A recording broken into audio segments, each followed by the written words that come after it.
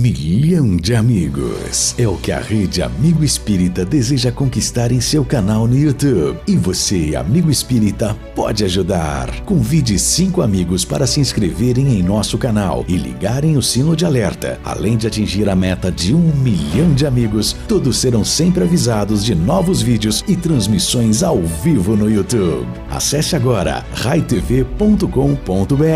Rede Amigo Espírita, divulgando, instruindo e unificando.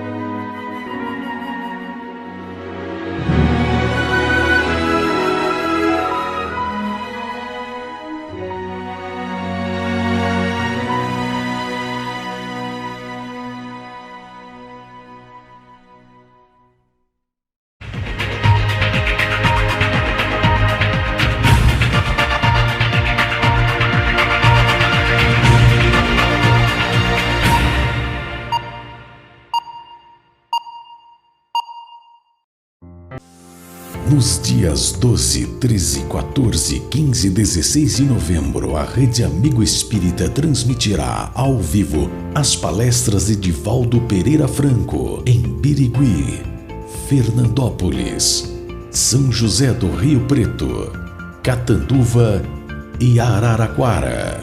Acesse raitv.com.br e inscreva-se em nosso canal. Rede Amigo Espírita, divulgando, instruindo e unificando. Encontro Espírita de Inverno, de 28 a 30 de junho de 2019, no Centro Nacional de Convenções, do Hotel Village Inn, em Poços de Caldas. Tema: O Livro dos Médiuns. Os aspectos científicos da doutrina espírita. Presenças confirmadas de Ricardo Melo, Florencio Anton, Vanzan Costa, Cosme Massi e Haroldo Dutra Dias. Inscrições pelo site encontroespiritadeinverno.com.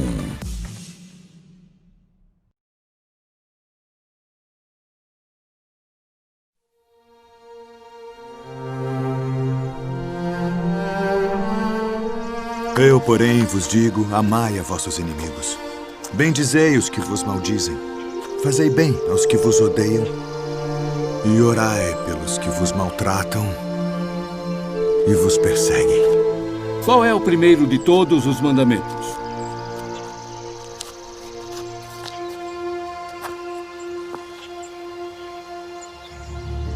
Ouve, Israel. O Senhor nosso Deus é o único Senhor. Amarás, pois, ao Senhor teu Deus de todo o teu coração, e de toda a tua alma, e de todo o teu entendimento, e de todas as tuas forças.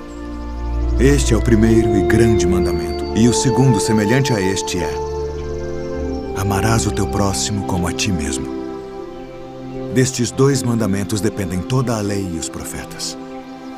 Mestre, e com verdade disseste que há um só Deus e que não há outro além dele, e que amá-lo de todo o coração e de todo o entendimento e de toda a alma e de todas as forças, e amar o próximo como a si mesmo, é mais do que todos os holocaustos e sacrifícios. Não estás longe do reino de Deus.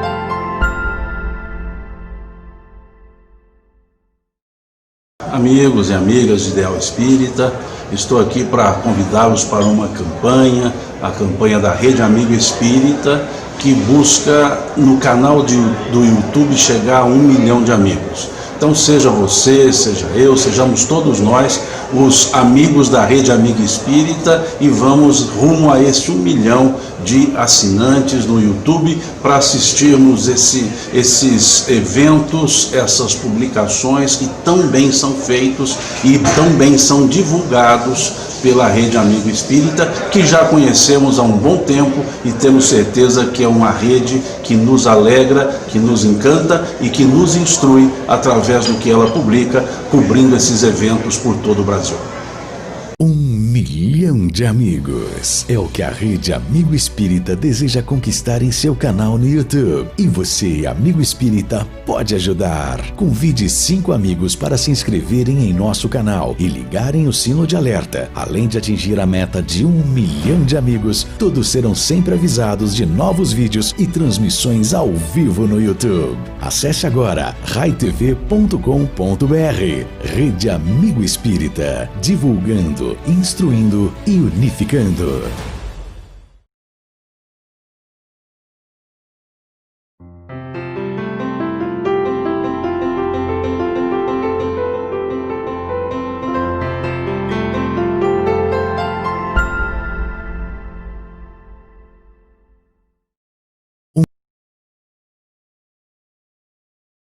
Não é uma palestra que normalmente ele faz na capital federal.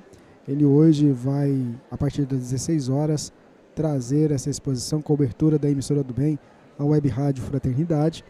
Então, anotem na sua agenda para você estar com a gente a partir das 16 horas. E também, logo em seguida, acabando a palestra do Divaldo, nós teremos, direto de Uberlândia, o Cartas Consoladoras com Júlio Carvalho. Lembrando que essa transmissão das Cartas Consoladoras ela deve começar por volta de 17 horas no canal 2 da Web Rádio Fraternidade. E terminando a palestra do Divaldo, a gente vai linkar a transmissão no canal 2, no canal principal, e aí você vai acompanhar tudo conosco, tá certo? É a Web Rádio Fraternidade ao vivo, tendo a oportunidade de aprendizado na Emissora do Bem. E a gente tem domingo especial, tem algumas coisas preparadas com muito carinho para você, ouvinte e internauta. Vamos ver se a gente consegue captar aqui o áudio. Centro Espírita Nossa Casa Nova Era é uma casa espírita que sofreu um incêndio, teve um incêndio e o pessoal está pedindo ajuda para colaborar com a instituição. É aqui na região de São Paulo, no estado de São Paulo, e precisa da ajuda de todos nós. A gente vai daqui a pouquinho, Nossa Casa Nova Era, que é o nome da instituição. Inclusive você pode digitar aí, Nossa Casa Nova Era. Você vai ter as diretrizes, o caminho para você poder colaborar. É preciso que a gente some esforços para ajudar as instituições espíritas a se manterem. No caso, essa casa ela teve sérios prejuízos com incêndio, destruiu grande parte do seu prédio e o pessoal está fazendo uma campanha para poder levantar recursos e ajudar. Vamos ver se a gente consegue colocar para quem está com a gente no YouTube e no Facebook algumas imagens de lá. Vamos ver se a gente consegue colocar para o pessoal enxergar lá também. É o Centro Espírita Nova Era.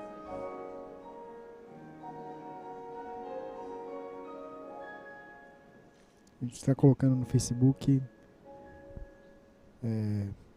algumas imagens.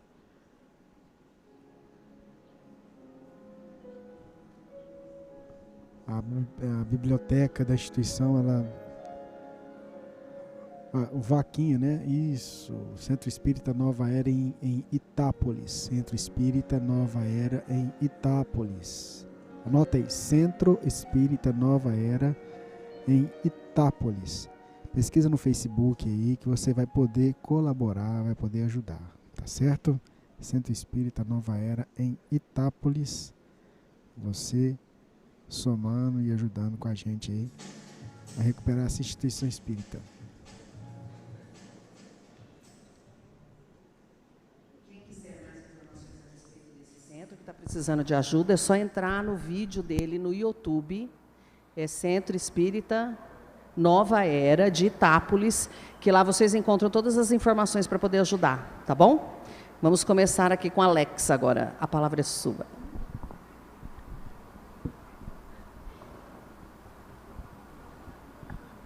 Vamos à maratona de perguntas. Eu pedi para Ana Tereza, como lidar com a problemática das drogas nos dias de hoje? Como tirar essas pessoas do momento de eclipse? Momento de? Eclipse.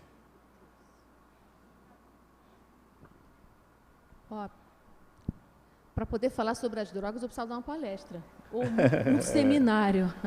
É um tema vasto.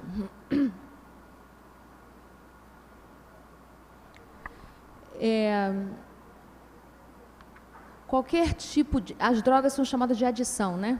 Então, tem que a gente fala droga, adição. E isso significa somar, acrescentar. Os estudiosos dizem que quando alguém utiliza qualquer tipo de droga, seja o álcool, maconha, cigarro, cerveja também é uma droga em excesso,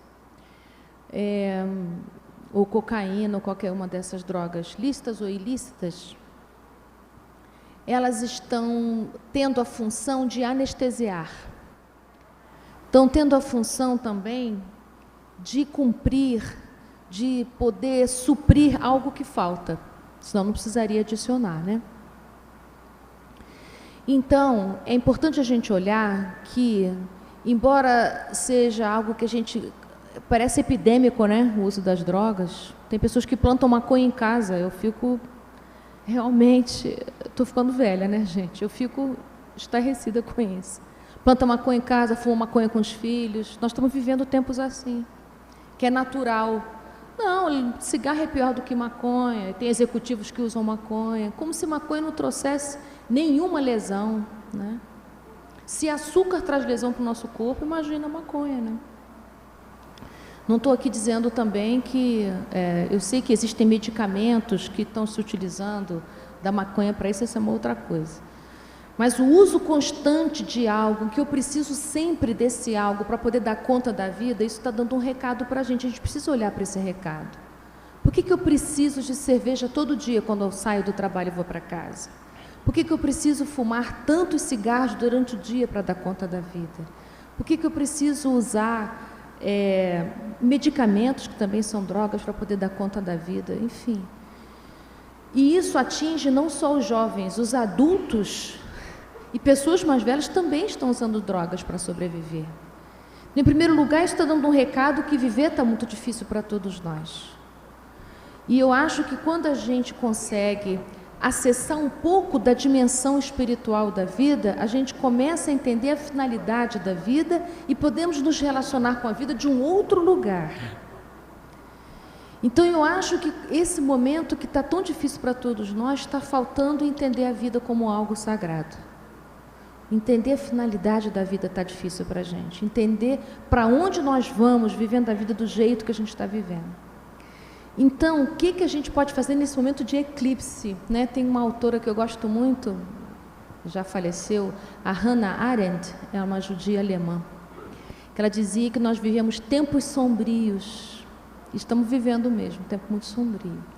Mas não quer dizer que em tempo sombrio não haja luz, que nós estamos com dificuldade de nos aproximar, de nos afinar com a luminosidade também que está havendo no nosso tempo, né? Então, o que eu poderia dizer? Eu não tenho nenhuma solução, não há uma solução num clique, como a gente gostaria que fosse. Mas eu creio que se a gente conseguir trazer a dimensão espiritual para as nossas vidas, é a afinação com a luz, né? A afinação com a misericórdia divina que a gente precisa. Então, nós precisamos entender que, se estamos nesse estado de coisas, isso também não aconteceu de repente. Isso é um sintoma de um adoecimento que vem de há muito nas nossas vidas, na nossa educação, enfim, na nossa maneira em geral de viver. Os nossos filhos enfiados no computador, 12 horas, 15 horas, isso é um sintoma de algo que já vem de há muito. Isso não é uma coisa que aconteceu de repente, né? Então, nós estamos num momento de eclipse, mas não quer dizer que não haja sol. Então, a gente precisa resgatar os laços afetivos, a dimensão sagrada dos relacionamentos, dos contatos familiares. Não desistir disso. Pelo contrário, insistir, investir, persistir nos contatos afetivos. Nós estamos em família por razões muito mais profundas do que a gente possa imaginar. Então, a gente precisa investir nesses laços afetivos. Não desistir, não achar que é assim mesmo. Ah, todo jovem consome e tal. Não, não é assim. A gente precisa continuar tenazmente entendendo e lembrando o que é saudável e o que não é. Não é saudável, pelo menos, eu nunca vi nenhum livro espírita dizer que é saudável o consumo de qualquer tipo de droga, da maneira como a gente está consumindo. Então, a gente precisa olhar tudo isso com muita compaixão, mas com muita firmeza também.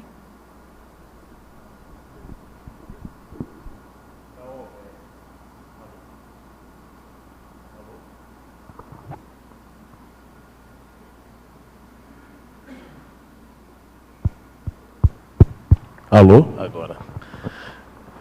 Por que o ser humano, que tem tanta informação do Consolador, que tem que mudar em si sua vida e o mundo, ainda tem tanta dificuldade de fazer? Por uma questão óbvia, de que mudar qualquer coisa fora é fácil. Haja vista que a gente tenta mudar os outros, a gente constrói uma casa, a gente constrói um prédio, um edifício, a gente domina um grupo, a gente domina uma população. O exercício do domínio externo, ele é muito mais factível, muito mais acessível do que poder gerir internamente. Então, a gente projeta para fora um anseio frustrado de lidar com a gente mesmo. É que nem em casa, né? A gente quer que o marido mude, que o filho mude, que todo mundo se evangelize. Mas a gente não faz esse movimento de autotransformação, porque esse é o que demanda mais esforço, esse é a nossa conta interna, esse é o nosso trabalho mais desafiador. Eu gosto muito de uma fala de Emmanuel, quando fala da conjugalidade, ele diz assim, que é melhor você estabelecer um gesto de amor,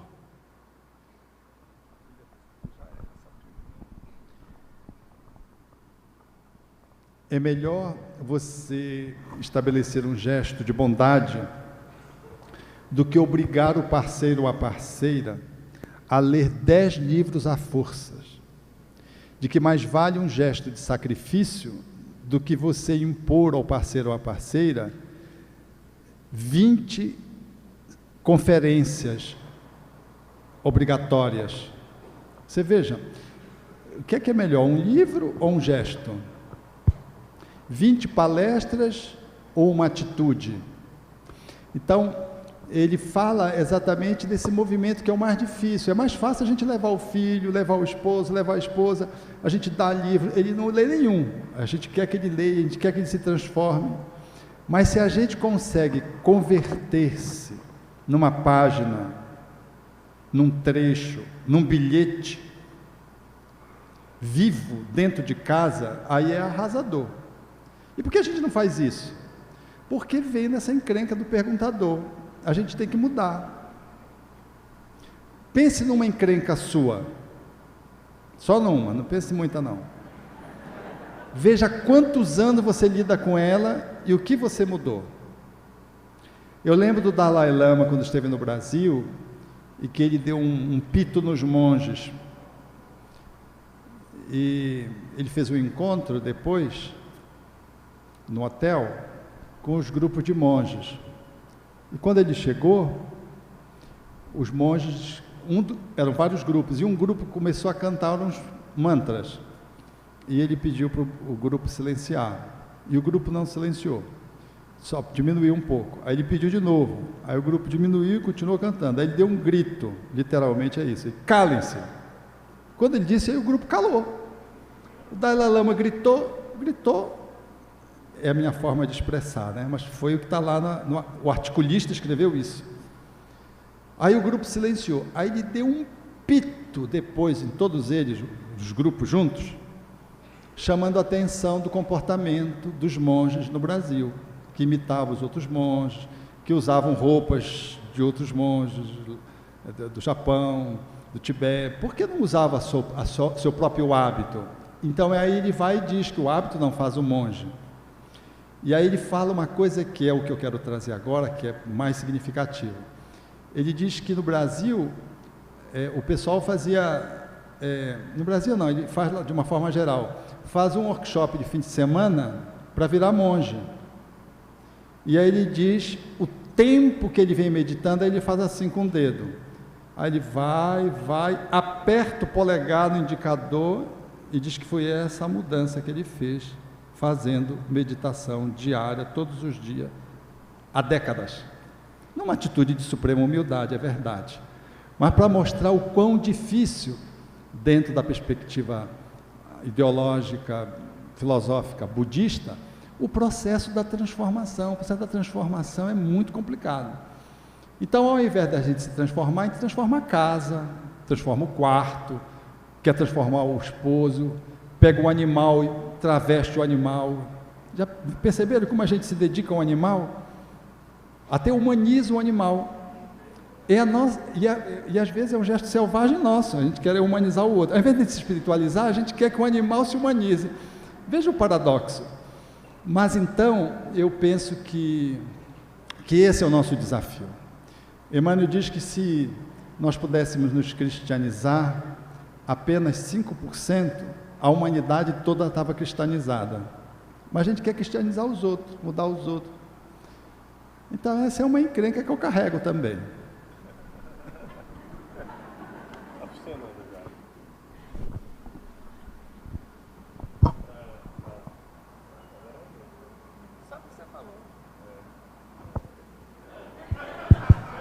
Pronto.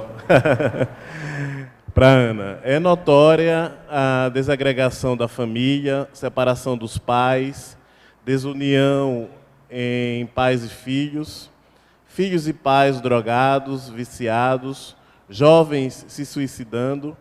Diante dessa frase do Fodor, de Kardec, né, que foi extraído da Gênese, são esses os acontecimentos para a regeneração da humanidade ou são para a destruição da humanidade? Vocês só estão fazendo perguntas que é para palestra, né?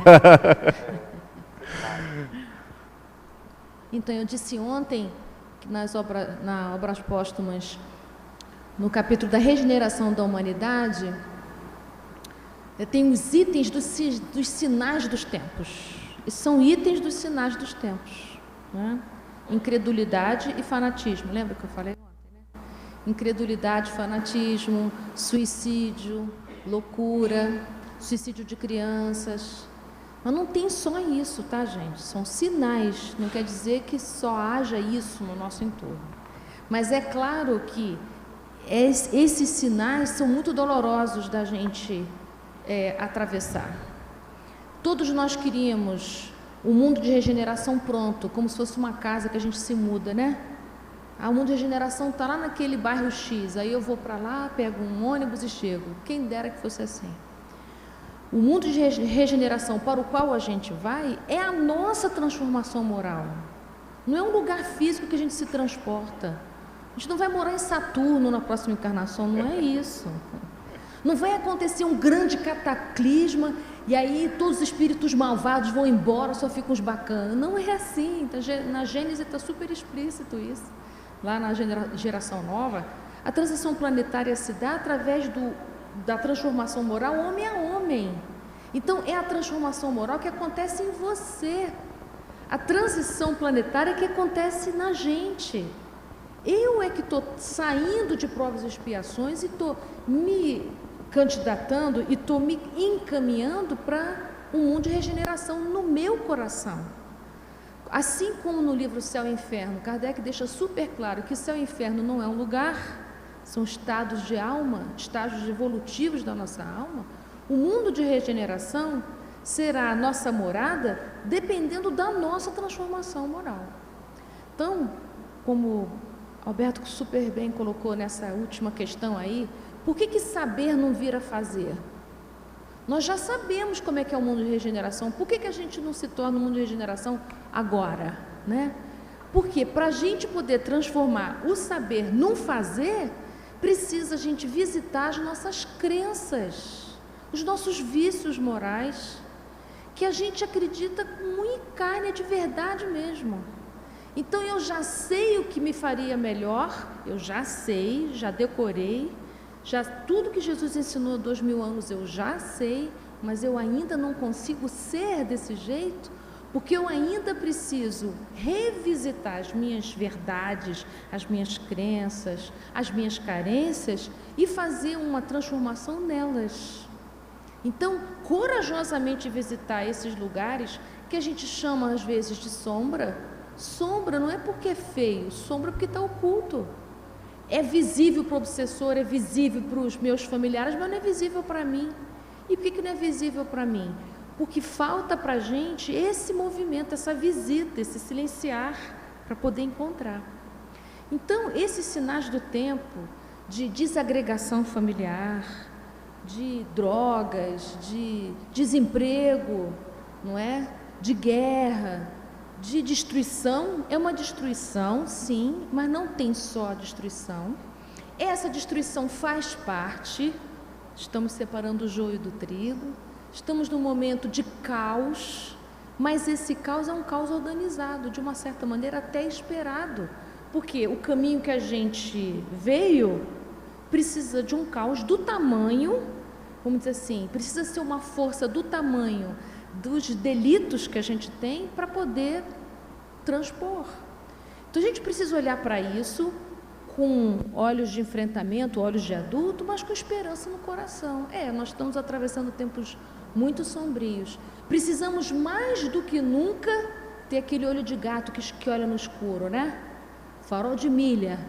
Mais do que nunca acender a nossa fé raciocinada, que Kardec diz em Obras Póstumas que é a única possibilidade diante da incredulidade e do fanatismo. Então a gente tem que usar nossa fé raciocinada aqui. Fé raciocinada quer dizer, não é fé racional no sentido de da razão preponderar sobre os nossos sentimentos. É você refletir sobre que fé é confiar, é entrega, uma relação com o Criador de alma inteira. Mas essa entrega não pode ser ao modo do fanatismo, é uma entrega que tem reflexão. Então eu tenho que refletir sobre os meus movimentos, refletir sobre a maneira como eu tenho me relacionado com os meus entes queridos e não queridos, refletir sobre a maneira como eu tenho me comportado, como eu tenho sido, como eu tenho sentido. Nesse encontro comigo, eu posso me colocar para começar a fazer as mudanças que são pequenas e progressivas, a fim de eu conseguir fazer coerentemente com aquilo que eu já aprendi e sei.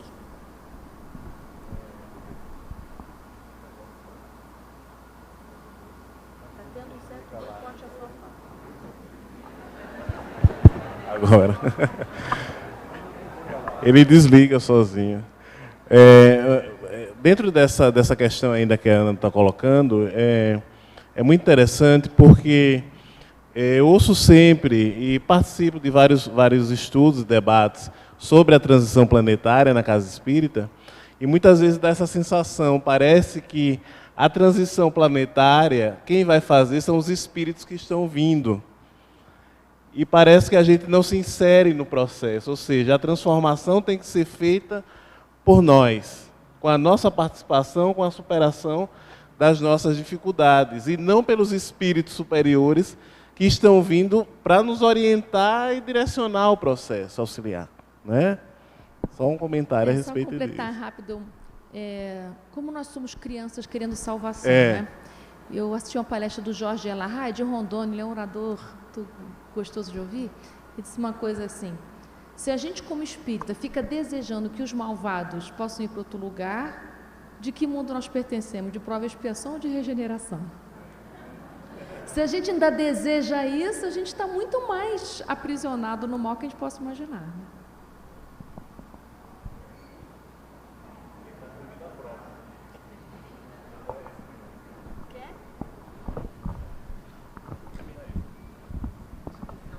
Isso, fica com isso. Esse aí não faz. Alô? Agora. Para o Alberto, na codificação não encontrei informações sobre as uniões homoafetivas. Onde poderíamos nos basear para compreendermos essa nova configuração familiar?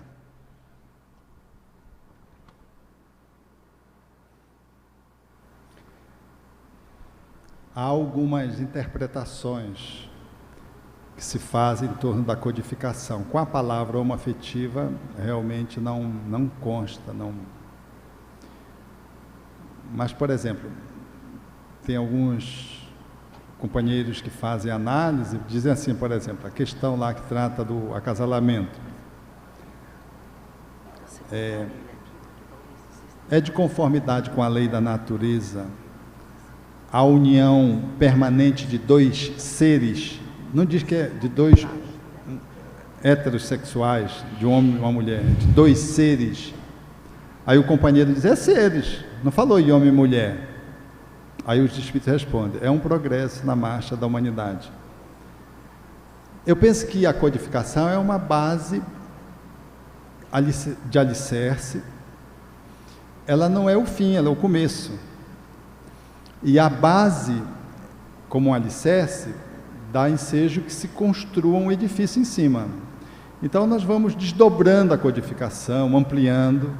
Se estiver alinhado com a base, se não contraditar a base, o edifício está indo bem. Se contraditar, ele corre o risco de desmoronar. Então, decodificando a codificação ou ampliando a codificação, os espíritos que vêm se pronunciando sobre essa questão, eles assinalam relações homoafetivas como uma possibilidade e que deveria ser acolhida pela sociedade. Especialmente o espírito Camilo, do qual eu gosto muito da fala como ele coloca através do Raul Teixeira, no livro Desafios da Vida Familiar, ele postula isso, falando inclusive da interação do ponto de vista magnético, de duas almas do mesmo sexo. E faz um arrazoado muito pertinente do ponto de vista não só do acasalamento, mas da adoção de filhos numa composição desse outro modelo de família. Eu gostaria de remeter os companheiros a essa obra, que ela é uma obra que precisa ser lida com muito cuidado, porque ela traz essas questões de perguntas e respostas à obra, ela traz essas questões palpitantes do cotidiano. Nós sabemos que quando Kardec trata da questão, em O Livro dos Espíritos, os espíritos, numa certa medida, eles reolham a questão do machismo, do feminismo, né, a questão de gênero, porque o espírito não é homem, não é mulher, é espírito. Ele está homem ou está mulher.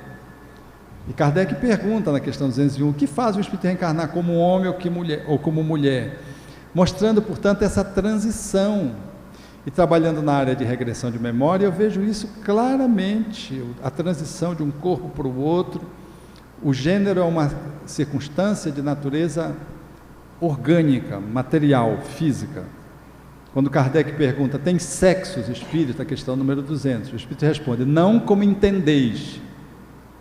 Significa dizer que tem, mas de uma forma que a gente não entende. Porque seria necessário um organismo, ou, segundo outra tradução, uma organização. Há entre eles amor e simpatia baseado na concordância dos sentimentos. É a resposta que ele dá lá. Então, o espírito tem energia sexual, mas não é homem, não é mulher. É uma inteligência co-criadora, filha do divino, que é a inteligência criadora. Estar homem, estar mulher são circunstâncias. A forma como nós vamos lidar com isso, aí vem os enquadramentos culturais. Um homem com várias mulheres, uma mulher com vários homens. Aí são enquadramentos poligâmicos, monogâmicos, hétero, homo. E a humanidade vai experimentando isso e vai avaliando consequências, resultados. Eu penso que nós estamos num momento desse. Estamos olhando relacionamentos que são muito plurais. Alguns, numa época de transição, são muito esquisitos, na minha percepção. Por exemplo, o poliamor, né? Você está se relacionando com uma pessoa e se relaciona com outra. Um homem, por exemplo, e 2 mulheres, ou 2 mulheres e um homem. Ou 4 pessoas, 2 casais coabitando juntos, 4 transando juntos. É uma coisa assim esquisita, não é? Para mim é esquisito isso, porque Emmanuel fala que a gente sai da poligamia para a monogamia, que a poligamia é uma instância cultural que tende a desaparecer. Aí eu lembro da situação do cidadão que estava bem casado, ou não tão bem, porque se apaixonou por outra, começou a se relacionar com outra pessoa. Aí a mulher soube, botou ele para fora de casa, ele foi morar com a outra, mas ficou com saudade da esposa e começou a se relacionar extraconjugalmente com a segunda, com a primeira, a esposa passou a ser a ex. Depois ele achou que tinha que voltar para a esposa sentiu saudade dele, ele voltou para a esposa, mas não abandonou a segunda. E aí já estava claro mesmo, aí ele propôs a ela ver o poliamor, ver os 3. Aí foram viver os 3. Elas não conseguiu viver sem ele. Aí começaram a conviver os 3. Aí de repente uma se apaixonou pela outra e botou o cara para fora de casa.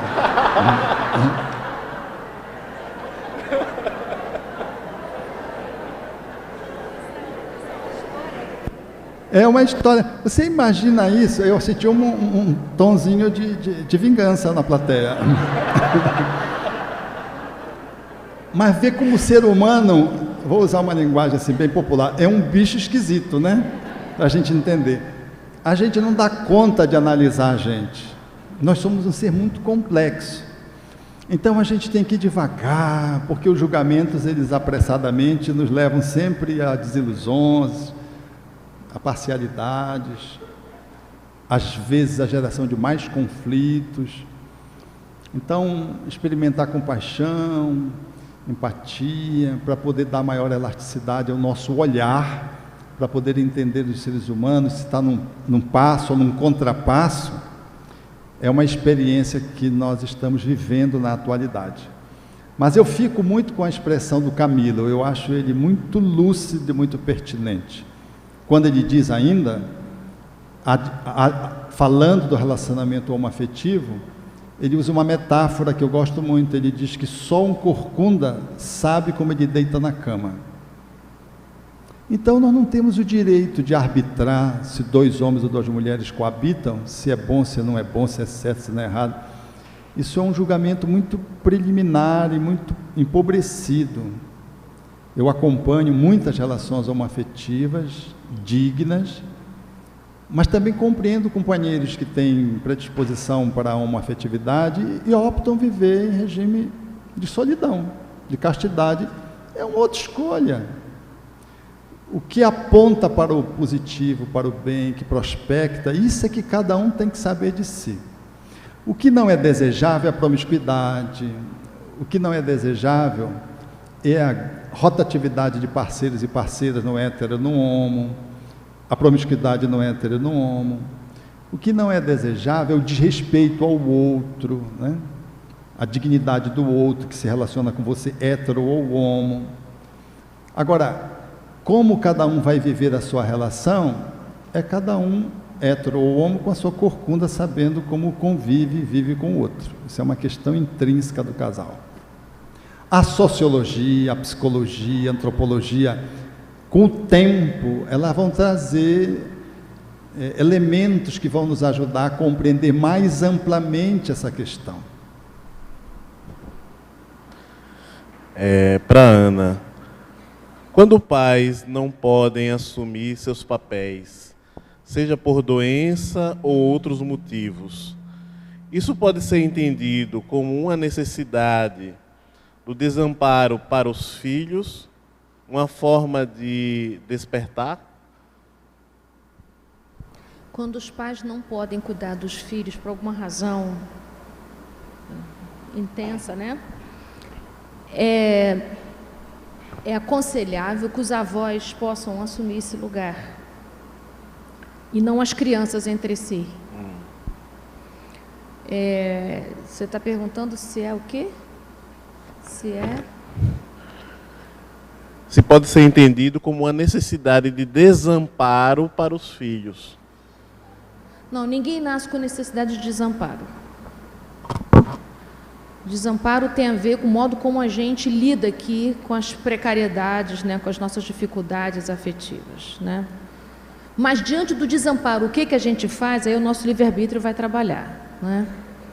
Então eu penso assim, se esse espírito que encarnou numa família cujos pais não têm a possibilidade de ancorar essa família, de proteger essa família, de cuidar essa família, os outros que também fazem parte do sistema familiar podem, da maneira que for possível, né, acolher e substituir, né, as funções práticas. Mas uma coisa que não se deve esquecer é que se Deus colocou essas duas pessoas para serem os pais desses espíritos reencarnantes como filhos, então esses filhos têm algum compromisso e vice-versa com a relação desse jeito.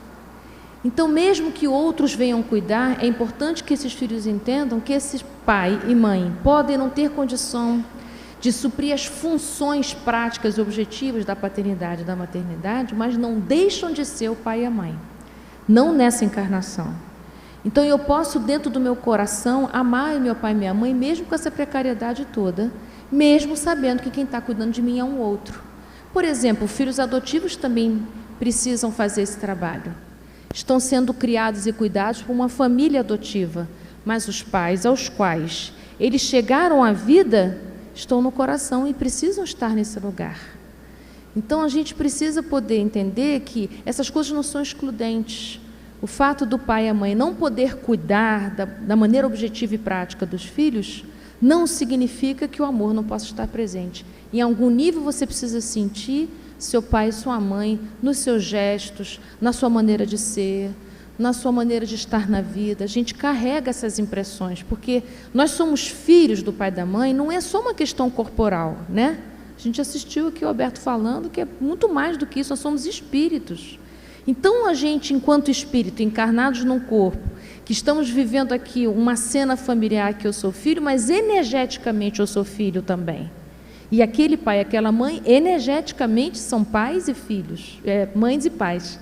Então, essa configuração amorosa e espiritual precisa se manter no seu lugar mesmo assim. Será que eu respondi, gente? Uma coisa que eu queria dizer, eu não me lembro quem foi que me perguntou. O nome do autor que eu citei ontem, é que eu falei em português, Carlos, mas é Karl, porque ele é austríaco, tá? É Karl Koenig, e o livro é Irmãos e Irmãs. Para falar do primeiro filho, segundo filho, terceiro filho, Irmãos e Irmãs, tem em português esse livro. Ele é um médico austríaco e trabalhou com crianças autistas. Então é Karl, com K, Koenig.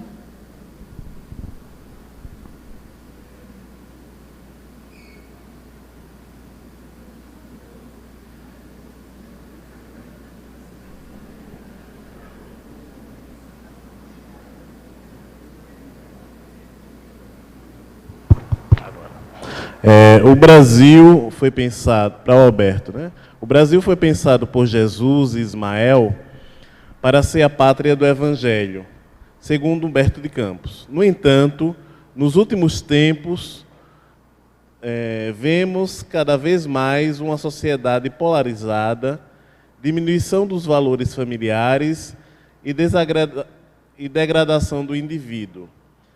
Em vossa concepção, em que estágio estamos? falhamos miseravelmente em nossa missão, falhamos, mas ainda não chegamos no fundo do poço, ou estamos evoluindo, melhorando, muito devagar para o objetivo traçado para a nossa nação? É a última parte. Essa é uma questão de um congresso, né? Porque ela levanta muitas interfaces aí. Eu só queria fazer alguns apontamentos assim. A missão do Brasil, não é porque o Brasil seja especial, não, é porque todo país tem uma missão. Então não vamos nos ufanar achando que Deus é brasileiro. Emmanuel tem uma página que eu gosto muito no livro Emmanuel, onde ele mostra a contribuição dos povos, das civilizações, dos países, e vai elencando no tempo passado e no tempo atual o quão é coletivamente a contribuição de cada país para o mundo, para a evolução da Terra. Também ser país, coração do mundo, pátria do Evangelho, não significa que está todo mundo de túnica branca, feliz, na fraternidade, porque a gente tem uma... Eu quero dizer que Jesus, para implantar o reino, escolheu um punhado de gente que tem muito a ver com a gente, porque se os apóstolos fossem muito iluminados, a gente ia ficar sem referência. É lógico que eles não eram da nossa estirpe, mas eles também não eram espíritos como Buda, como Cristo, eles eram almas que tinham muito do humano para que pudéssemos nos ver. E tanto tinha que um se suicidou e estava do lado do Mestre, na construção de um projeto cósmico para a Terra, da implantação do reino divino na Terra. Então, às vezes, a gente tem uma fantasia de que o Brasil, sendo o coração do mundo para o Evangelho, é um campo de fraternidade máximo, de espíritos evoluídos que vieram, e aí a gente sai da casinha. O nosso enquadramento está equivocado. Nós, a maioria de nós, somos espíritos que viemos da Eurásia, da Europa e da Ásia. Na maioria de nós fomos fracassados, reiteradamente, ou seja, nós somos espíritos degradados. Avalie por você. E aí você atira a medida de que você, que faz parte desse país, é como é. Cheio de contradição, eu avalio por mim, né? Então o país, nesse propósito de promover espiritualidade, de trazer fraternidade, que eu gosto muito da introdução do livro de Humberto de Campos, proposto por Emmanuel. Eu acho a introdução elucidadora, que aí a gente dá um enquadramento e sai da fantasia, porque o livro ele é escrito no sentido poético, romântico. Nós não podemos tomar aquilo ao pé da letra. Por exemplo, Ismael conversando com Jesus, que Jesus não conhecia lá as agruras ali da floresta, não sei o quê. Aquilo é poético. Como é que Jesus não sabia ser o governador do planeta? Como é que ele não sabia o que acontecia aqui no Brasil? Não faz sentido. Mas aquilo, se nós emprestamos o livro simbólico, a gente vai começando a ler a obra de um lugar diferente desse literal, desconsiderando o estilo romântico que Humberto de Campos empresta àquela obra. Mas o Brasil ele tem características curiosas. Veja, qual é a marca do brasileiro? Qual é a cara do brasileiro? Olha para esse público aqui. Não tem cara. Não temos cara. Nós somos uma miscelânea de povos, de raças, numa composição bem diferente. Até os jesuítas que vieram para o Brasil eram diferentes. Manuel da Nóbrega, Fabiano de Cristo, que eram pertencentes a escolas dentro da igreja que tem uma fama até hoje mundialmente posta no nível histórico muito ruim, mas os espíritos que vieram para o Brasil foram diferentes, trouxeram uma marca diferente. Então eu penso que nós estamos num processo de construção, de que nos embute o sofrimento, as nossas contradições, e de que emerge daí uma fraternidade construída, uma espiritualidade construída, O Brasil ele tem muitos pontos contra, mas tem muitos pontos que assinalam positivamente. Nós temos um olhar para o Brasil muito depreciativo, por causa da dor, do sofrimento, da desigualdade social. Mas o Brasil é um país que tem muitos recursos humanos e da sua geografia que falam do encanto da nossa pátria. Mas o nosso olhar, ele é sempre de autodesqualificação. Nós não olhamos o Brasil como um desafio a ser superado. A gente quer que o Brasil seja uma pátria esplendorosa e pronto, vinda por espíritos superiores. Esse é um olhar esquisito, utópico, que não combina com a visão nem do livro que Humberto de Campos traz, nem tampouco com a visão kardeciana. Nós estamos no processo de construção de uma pátria do Evangelho. Nós estamos exportando espiritismo, mas não só espiritismo, fraternidade. Nós coabitamos num país com multirracial, mas muito plural do ponto de vista religioso. Nós temos práticas indígenas, práticas africanas, práticas europeias, práticas asiáticas. Nós temos tudo isso no país e vivemos relativamente cordialmente. Quando a gente sai daqui, a gente valoriza, porque a gente vai para lugares onde a gente vê o assinte do preconceito, das diferenças que são muito mais assinaladas. É que nós estamos num planeta de provas e expiação e mudança, gente. Então, nós temos encrencas, mas as nossas encrencas são muito pequenas em relação àquelas que a gente comparece em outros recantos do mundo, que são abençoados por algumas benesses, mas nós não temos o que temos no Brasil. Então, nós temos no Brasil uma fraternidade que vai sendo construída e um índice de convivência onde os preconceitos, os fundamentalismos, eles são muito menores. Eu estive agora, por exemplo, em Roraima e vi como o Brasil recebe os venezuelanos. E é impressionante como o Brasil recebe os venezuelanos. Aquele acolhimento, vocês imaginem Boa Vista com 30 mil venezuelanos, numa cidade, Boa Vista, que tem 200 a 300 mil habitantes, 10%. As encrencas que são noticiadas pela mídia, elas são nada.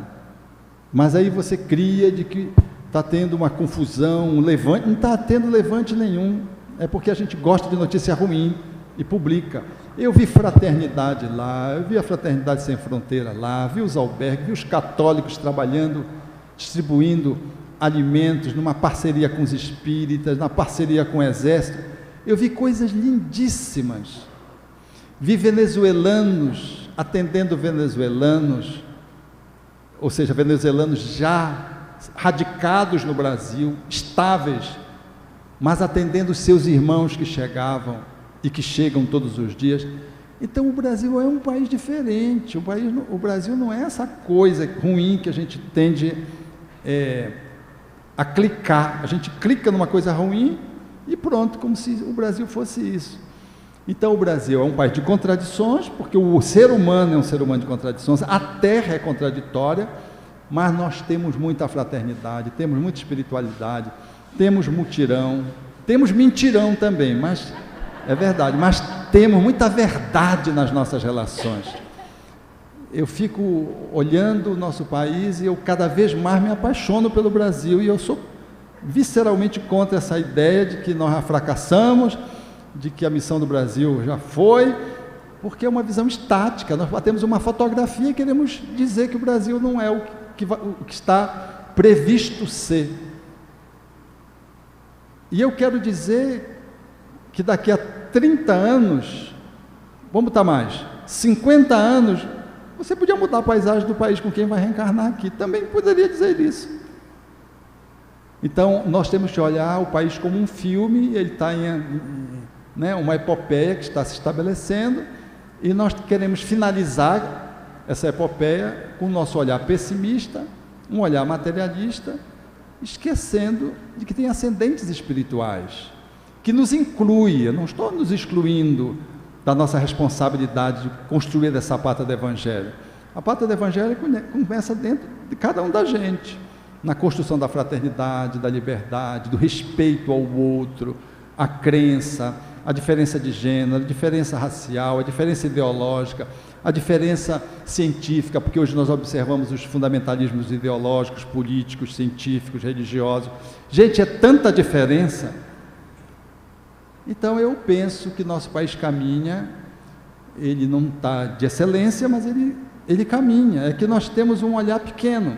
É que nem na reunião mediúnica, a gente vai vibrar por alguém, quando a gente acaba de vibrar, a gente entendeu a história da pessoa que a gente estava vibrando, que a gente achava que era uma vítima, não sei o quê.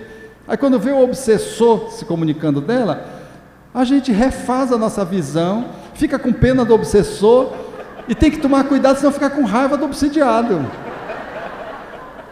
É essa amplitude que faz-nos ter um olhar diferente da vida. E eu penso que o Espiritismo nos enseja isso, esse olhar mais cauteloso, mais equânime, mais compassivo, e fazer a nossa parte. O coração do mundo está no nosso coração, com o nosso vizinho de porta, com o cara que é preconceituoso, porque também a gente tem preconceito com quem tem preconceito. Também é preconceito. Então a gente tem que lidar com o cara que é preconceituoso também, porque a gente é preconceituoso, a gente pensa que não é, mas é, quando a gente se descobre num preconceito. Então eu acho que a gente está no caminho, sem acomodação, mas nós estamos no caminho. Para Ana, hoje há muitas crianças com déficit de atenção. Isso é consequência da herança espiritual ou é o espírito chamando a atenção dos pais? Vou dar uma terceira opção. No mundo com essa quantidade enorme de estímulos, todos nós temos déficit de atenção. Porque a gente tem uma impressão que se a gente não prestar atenção em tudo, a gente vai perder alguma coisa. E nós temos horror de ficar de fora de qualquer coisa.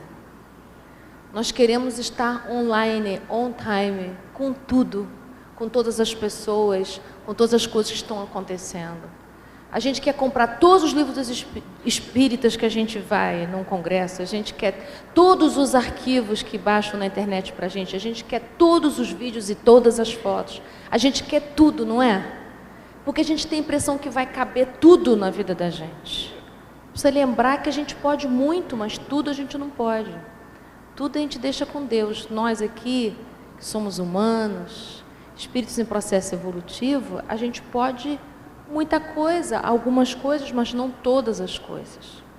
Então, acho que o déficit de atenção é um sintoma dessa gula que a gente tem. A gula do tudo. A gente quer tudo agora. A gente quer o Brasil, coração do mundo, pátria do Evangelho, no mundo de regeneração, agora. Sem entender que, para ele poder ser isso, é um processo que começa agora, o primeiro passo, o segundo passo, o terceiro passo. Tem muita coisa para a gente fazer, temos muito trabalho pela frente, aqui dentro e junto dos nossos irmãos e por aí vai. Então, déficit de atenção, eu participei de uma pesquisa no Rio de Janeiro, com escolas públicas, para poder levantar o índice de déficit de atenção das crianças na primeira fase escolar. O índice que a psiquiatria infantil levanta é de 3 a 5% das crianças com déficit de atenção, que tem correspondências neuroquímicas para isso.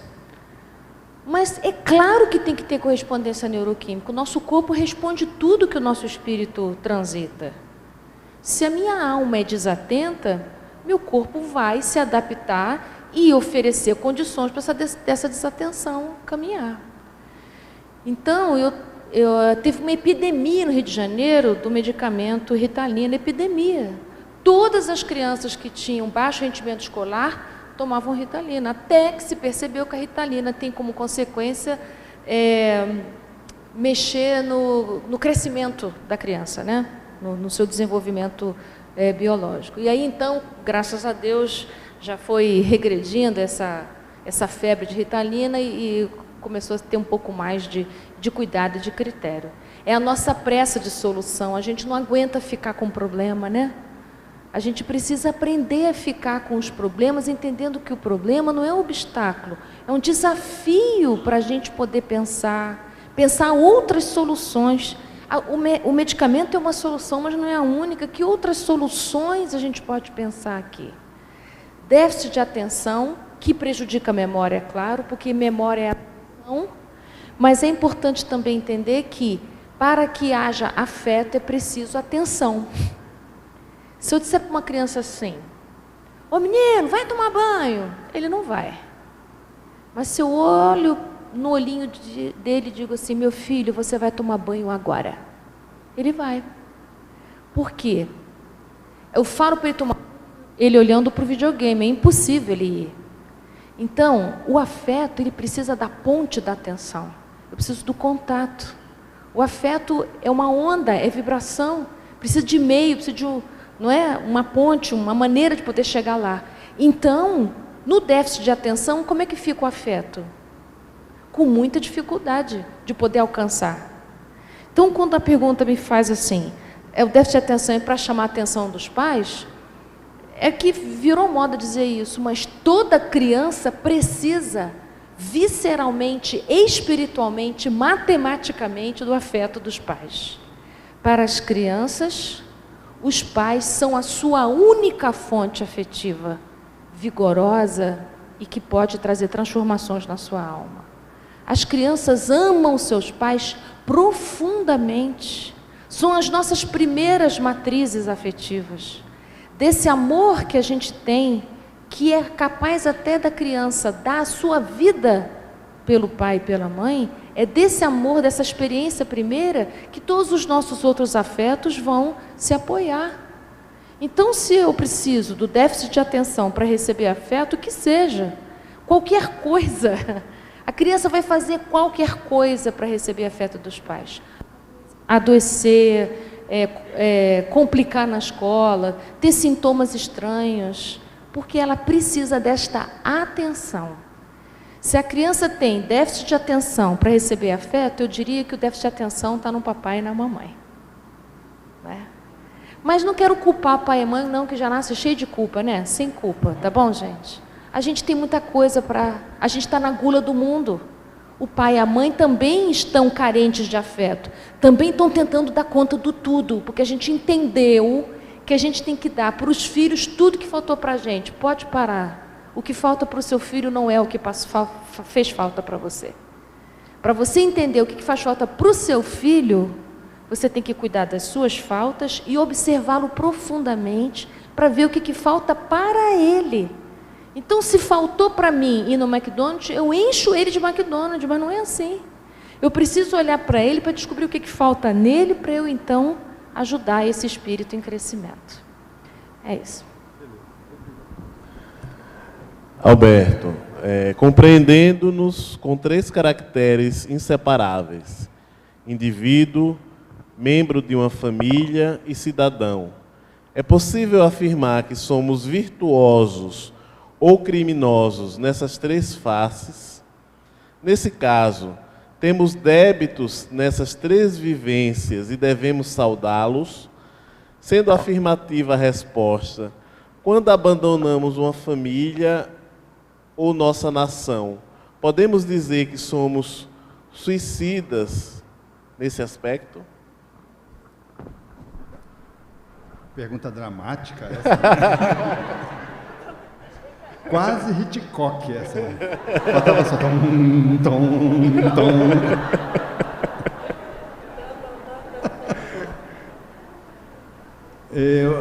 Kardec mostra essas instâncias onde a gente tem compromissos, né? Às vezes a gente dá conta de uma, não dá conta de outra. Eu tenho um amigo muito querido, ele é admirável. Aí uma vez chegou uma pessoa por trás e disse, não suporto fulano. Eu, meu amigo, como tu não suporta fulano? Ele é uma pessoa admirável e saí falando dele. Aí ele disse, pois é, mas ele tem um filho que ele nunca assumiu. Eu digo, não pode ser, deve ser um sósia. Não, Aí tinha. Quer dizer, eu conheci um pai devotado, mas ele teve um filho que ele nunca assumiu. Uma encrenca. quem não tem encrenca? A Ana puxou da minha... Aqui, se antecipou. Quem não tem uma encrenca? Então, eu penso que a gente precisa estar vigilante, não é tenso, é vigilante, atento, é com atenção, não é com tensão, nessas instâncias, para ver o quanto eu estou podendo navegar, entendendo que nada substitui aquilo que a gente tem que fazer dentro da gente, de que a gente pode deixar algumas lacunas internas que a gente vai ter que dar conta, de que tem uma repercussão familiar naquilo que a gente deixa de fazer em família, e socialmente, se a gente se esvai, sobra, foge, pode ficar em encrencas também, em nível social mais amplo. Mas quem é que vai contabilizar isso? Então, eu penso, por exemplo, eu vejo, quando eu vejo Pat Adams, por exemplo, com Robin Williams, naquele papel, e outros papéis, ele fez também papéis fantásticos, e aquele homem se suicida, como é que ele está no mundo espiritual? Então, a contribuição que aquele homem deu na posição de artista para a humanidade, isso é inequívoco, isso é patrimônio, isso está funcionando em favor dele. A primeira coisa que eu fiz quando soube disso foi orar por ele, pela admiração. Ele pode ter fraquejado naquele ponto, e a gente nem sabe as circunstâncias em que deu esse suicídio, mas vamos imaginar o pior, que ele friamente decidiu, planejou e se suicidou, por exemplo. Ainda assim, isso não nega a contribuição mundial que ele deu no papel que ele desenvolveu como ator, com tanta beleza, com tanto encanto, com um show de interpretação. Então, a divindade olha para isso, porque a gente se fixa no erro, né? Porque a gente tem uma mania julgadora, né? Uma mania persecutória, né? A gente fica, como a pessoa em relação a esse meu amigo, para ela parece que não valia de nada tudo que eu relacionei do meu amigo, valia o filho que ele deixou, tudo bem, deixou, é uma pendência, mas isso não invalida tudo que ele fez, é um companheiro notável, um profissional notável, era expulso das escolas porque lutava pelo bem social dos colegas, e uma escola expulsava, outra expulsava, depois ninguém queria mais ele, aí ele teve que fazer concurso público, um companheiro notável. Então como é que o divino vai olhar para o filho que ele abandonou, e não vai olhar para o resto, tudo que ele fez? Essa conta é humana, e humana rasteira. Então eu penso que a gente precisa, nessa atitude do não julgamento, olhando um pouco mais para a gente, ver o quanto eu estou dando conta da minha vida individual, o quanto eu estou circulando na família, o que está pendente, o quanto socialmente eu sou chamado para desempenhar funções. Hoje em dia, socialmente, sobretudo no âmbito político, né, é quase um sacrifício uma pessoa se meter em qualquer secretaria de Estado, porque a qualquer momento ele pode ser enrolado pelos outros, né? Ele pode ser honesto como for, mas os seus pares podem não ser, e quando você vê, você está na Lava Jato futura. Então eu penso assim, eu acho que se me convidasse para ser secretário de Estado, eu ficava pensando assim, num delírio solitário, eu digo, eu não ia aceitar, porque eu ia me enrolar, porque você responde por você, mas não responde para o seu grupo. Então nós vivemos um mundo tão vulnerável, tão instável, que publicamente a sua contribuição social, até isso você pode ir para a forca, sem ter culpa. E isso pode estar relacionado ao passado. E depois você vai ser redimido, 2 séculos depois, 1 século depois, aí vão pedir desculpa, a religião, o Estado, sei lá, vão montar uma estátua para você. E você estava certo e a pessoa achou que você estava errado. Então, seguir o bem. A palavra bem, eu acho que ela é o que nos aponta como sendo a diretriz, a bússola. Em nível individual, eu estou fazendo por mim o bem. Em nível da família, a minha intenção e a minha ação tem sido bem. Socialmente, tem sido bem. Nos diversos grupos sociais, no centro espírita, onde você contribui. Se você está tudo bem. Mesmo que você seja incriminado, mesmo que você seja julgado, mesmo que você seja envolvido numa lava-jato. você está no bem. E, por certo, se for envolvido numa situação dessa, de uma forma injusta, você está resgatando e está tudo bem. Para Ana, como podemos auxiliar nossos filhos quando eles são depressivos? Já realizam práticas autoagressivas e, em alguns momentos, negligenciam o próprio cuidado, se recusando até comer. Você precisa de ajuda para ontem. A gente é mãe, a gente é, como eu disse, a gente pode muito, mas não pode tudo. Se seu filho está numa situação tão intensa assim, que se recusa a comer, que se recusa a cuidar de seu corpo, provavelmente não deve sair de casa, enfim, isso é um quadro depressivo grave. E há, nesses quadros depressivos, outras comorbidades, que cada caso é um caso. Você precisa de muita ajuda, em todos os níveis que você puder. Ajuda espiritual, ajuda médica, ajuda psicológica, ajuda dos amigos. Tente tudo, porque essa alma está em sofrimento por razões que você nem tem a dimensão. Se você olhar concretamente, às vezes, os fatos da vida, você fica, não sei por que meu filho está assim. A nossa vida é normal, não aconteceu nada tão complicado. Mas o que vai na alma de uma pessoa, nós não temos como aquela está mesmo. Então, como ajudar um filho assim? Procure ajuda já, e de muitas pessoas. Mas sempre em conta que você tem que aproveitar algum querer do seu filho, pequenininho que seja, né? Eu já contei aqui que meu filho, quando os filhos quando estão, não posso generalizar, mas os filhos hoje, tá?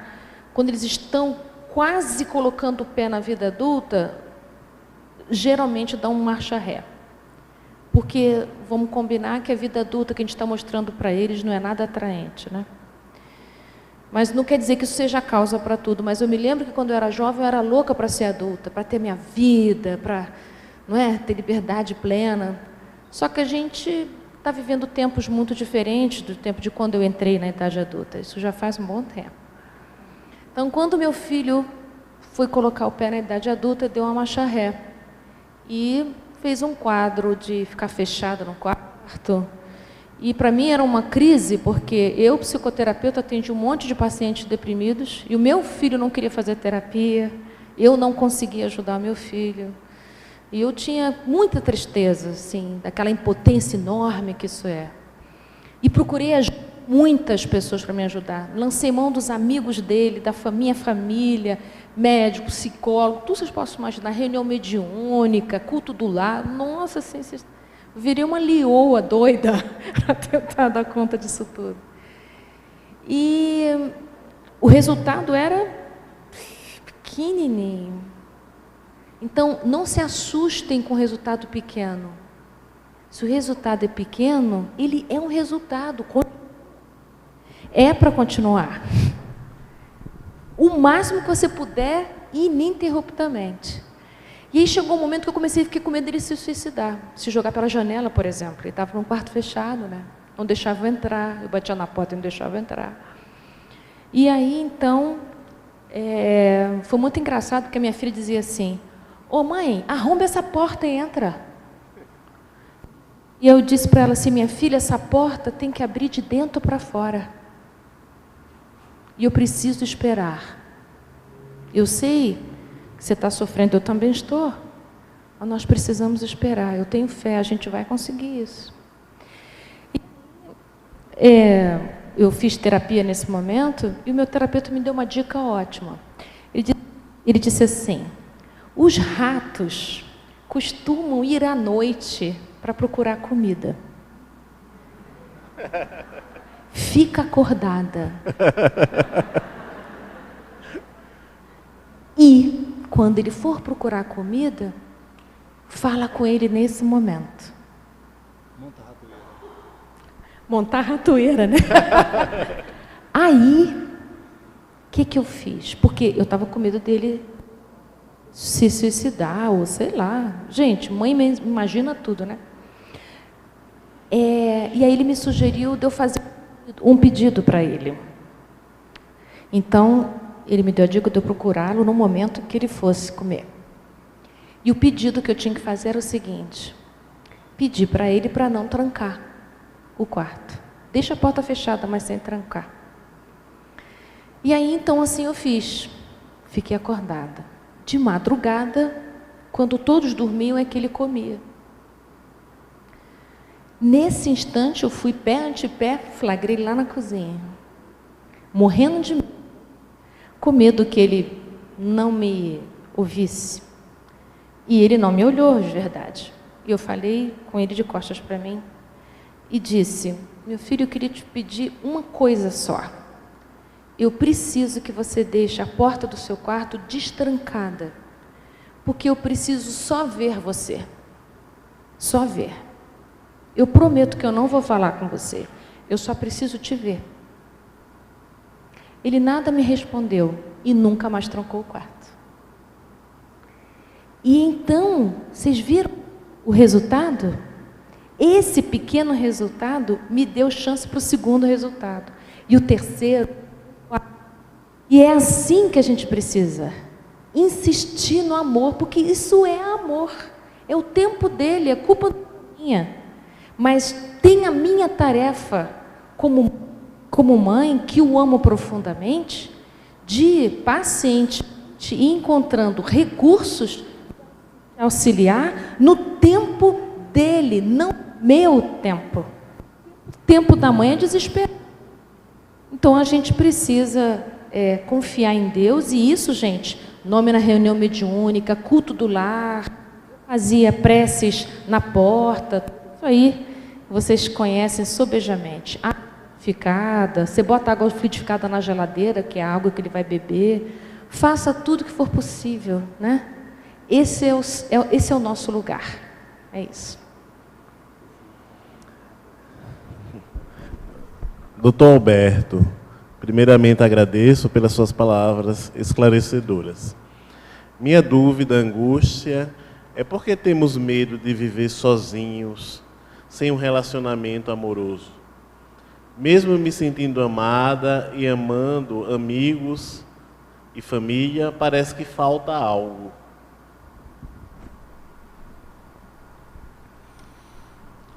Estar só e não experimentar solidão que dói, é só quem está pleno. E estar pleno precisa que a gente faça um autoencontro. Há sempre uma relação preliminar, pré-nupcial, que nos vincula a alguém nesse regime que o perguntador propôs. É a relação de amor consigo mesma, que tem que durar a vida inteira. Mas a gente substitui isso por alguém, aí fica complicado.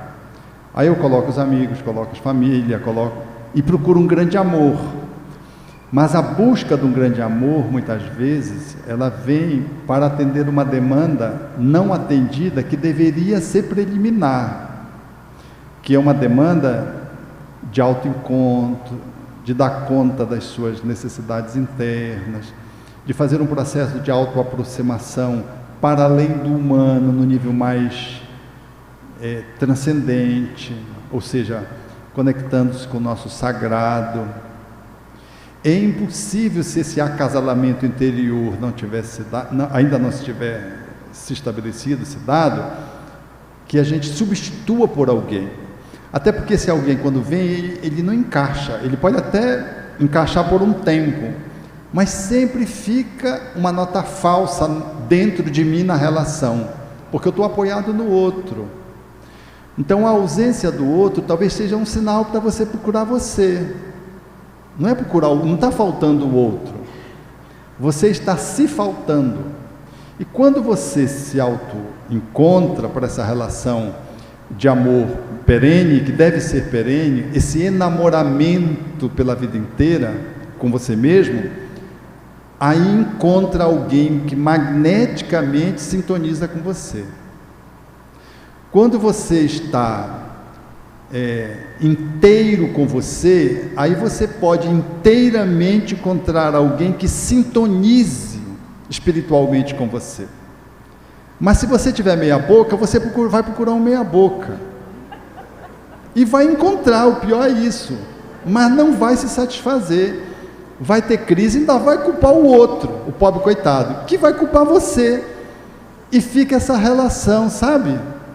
Das madas, mulheres que amam demais, elas ficam procurando, encontram um narcisista, que só olha para ele, e elas circulam em torno dele, ele dá nela, ela volta, ele dá nela, ela volta, e ele gosta, porque ela fica em torno dele. Veja que relação sadomasoquista, neurótica e psicótica, porque tem desdobramentos, essa relação se estabelece.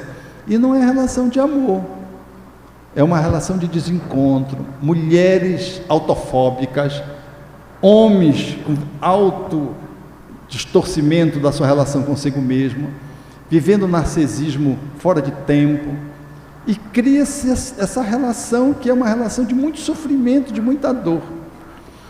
Então, se eu estou ainda nessa busca externa, incansável, perene, eu estou no rumo errado.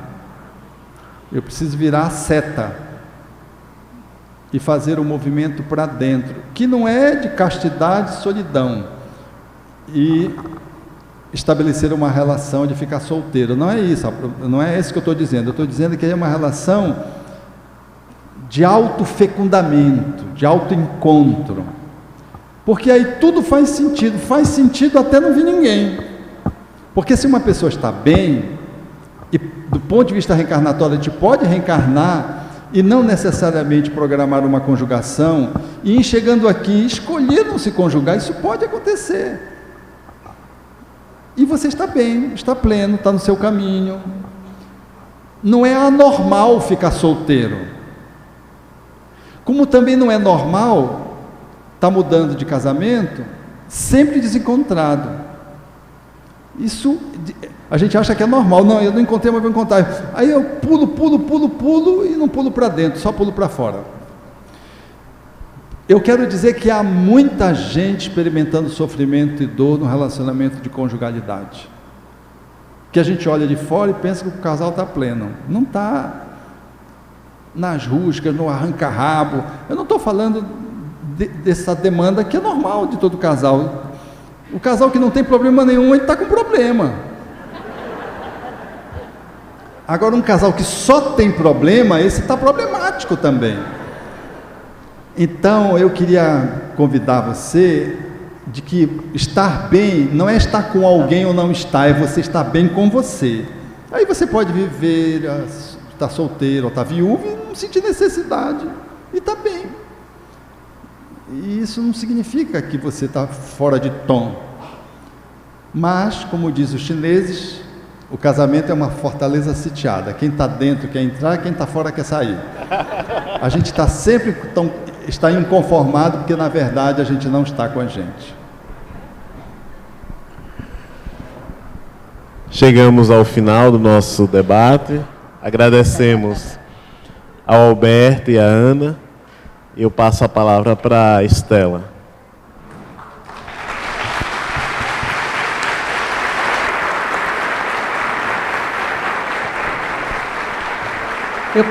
Eu peço que vocês fiquem aqui mais um pouco, que vocês aguardem aqui um pouco, por favor.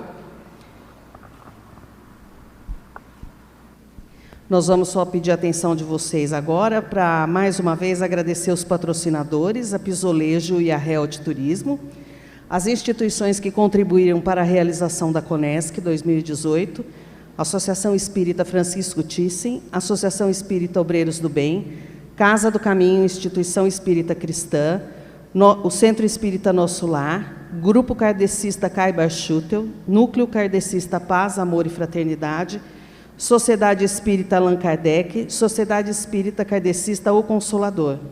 Os organizadores, Associação Espírita Obreiros do Bem, Grupo Kardecista Caibar Schutel, Núcleo Kardecista Paz, Amor e Fraternidade e União das Sociedades Espíritas AUSE São Carlos. A participação especial da Rede Amigo Espírita, Web Rádio Fraternidade e Fraternidade Sem Fronteiras. E aos internautas que estiveram aqui conosco participando. Como eu quase não quebrei o protocolo aqui hoje, nem ontem, Ah, e o Bezerra de Menezes também, estava esquecendo dele, mas não era essa a minha quebra de protocolo. Eu vou pedir para os organizadores, os trabalhadores e os voluntários virem para o palco, por favor. E eles não estavam sabendo disso.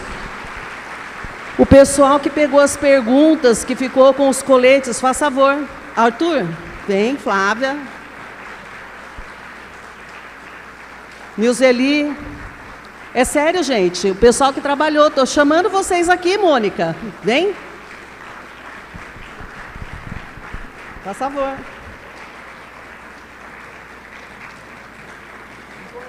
Ah, pode. Pode sim. Agora chega de tirar foto, vem para cá. Vem para cá. Faz favor. Eu tinha certeza que vocês queriam fazer isso.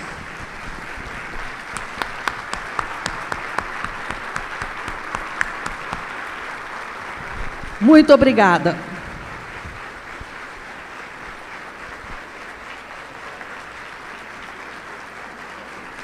Nós vamos fazer uma selfie.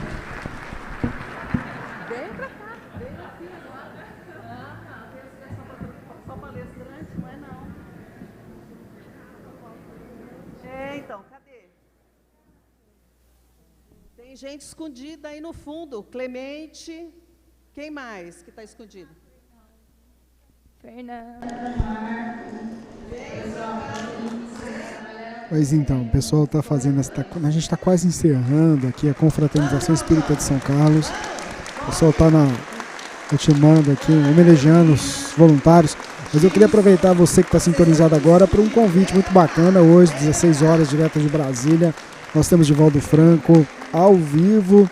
Fica o convite para você sintonizar conosco aqui pela Web Rádio Fraternidade e acompanhar a nossa transmissão. Logo em seguida, nós teremos também direto de Uberlândia a Cartas Consoladoras com o nosso irmão Júlio Carvalho. Então, não deixe de acompanhar. Fica o convite para você a partir das 16 horas sintonizar aqui na Web Rádio Fraternidade, seja na internet aí do seu PC, do seu notebook ou mesmo um aplicativo e acompanhar esse evento hoje ao vivo a partir das 14 horas, tá certo? Aqui que frequentam as casas espíritas viram que é feito sempre um esforço para realizar um evento e para manter um centro espírita também. Então, procurem as suas casas, ofereçam ajuda. Se não puder ser uma ajuda financeira, que seja mesmo de trabalho mesmo, né? Ofereça seu trabalho como contador, ofereça seu trabalho como pedagogo, ofereça seu trabalho como advogado. Todas as casas espíritas precisam de ajuda, precisam de voluntariado mesmo. E não custa, né? 1, 2 horas por semana não mata ninguém, tá bom? Nós esperamos vocês todos aqui o ano que vem. Vocês façam propaganda do meu trabalho para eles me chamarem de novo em 2019, por favor, né? Aê! E para encerrar de verdade o nosso evento, a Flávia vai fazer a prece de encerramento.